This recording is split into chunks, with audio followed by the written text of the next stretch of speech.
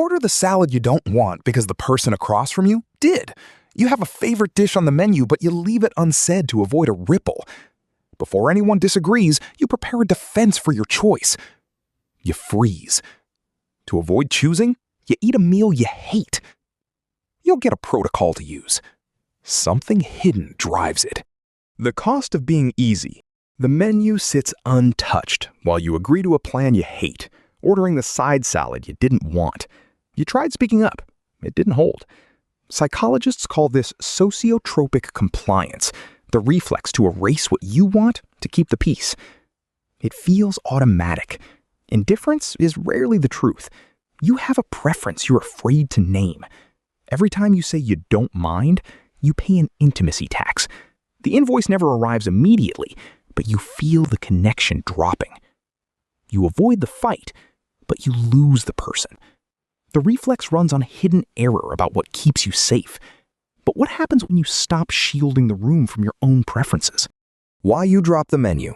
You treat a simple question about what you want as a trap you have to escape. You sit down. Immediately, you claim you're fine with whatever the group chooses. The closed cardboard booklet sits ignored. A friend asked a neutral question, but you react like they demanded a massive sacrifice. You might notice yourself bracing, as if for a fight, even when there is no threat, as if you were putting on heavy armor to check the mail. You carry that weight for no reason. The urge to fold happens fast, but a short pause breaks the panic. Wait 3 seconds before answering a preference question. You'll find yourself actually considering the choices instead of scanning their faces for approval. The silence often suggests that the other person is not reacting with the conflict you feared. Small surrenders can create a pattern where it feels harder to speak up later, and the stakes may feel like they rise every time you back down. Why you volunteer to lose. One path claims the specific assignment you want. The other path takes whatever scraps are left on the table. Same morning. The first choice builds your focus, while the second leaves you drowning in busy work. You offer up your own boundaries before anyone has even asked you to compromise. Handing away your umbrella before a single drop falls leaves you soaked when the rain starts. It is a small, reversible experiment in saying no to a request you don't actually want.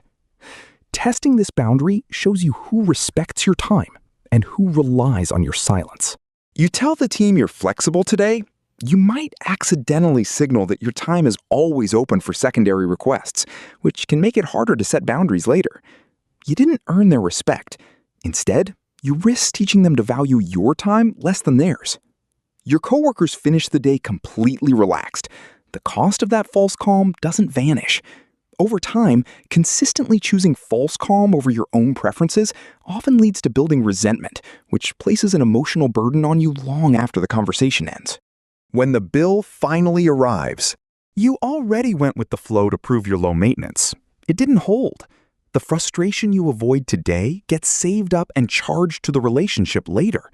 You spend the entire weekend doing chores you never agreed to, silently boiling because your partner didn't notice the sacrifice. Not this time.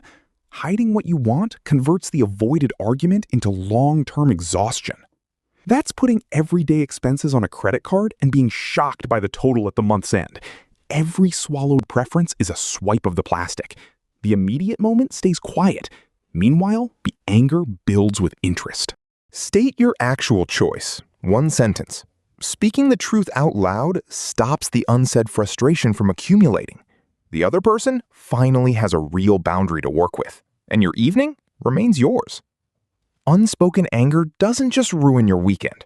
Your deepest relationships carry the exact same burden. The ultimate cost arrives when you look at the people you love and realize they're only interacting with a mask.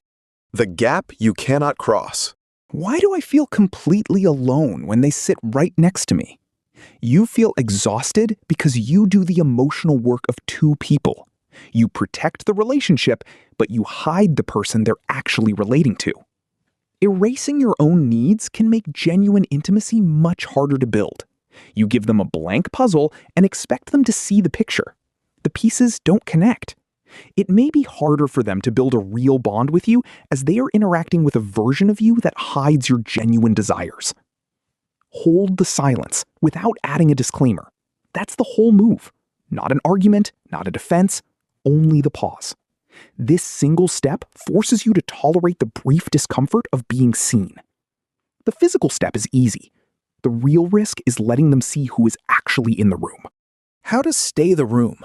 You see the traps. Erasing yourself often leads to exhaustion. You've waited for someone to finally guess what you want, but you're the only one holding the menu.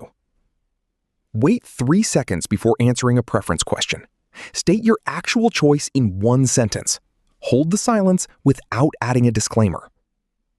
Subscribe so you never surrender the menu again. What is the last thing you agreed to do even though you secretly hated the idea?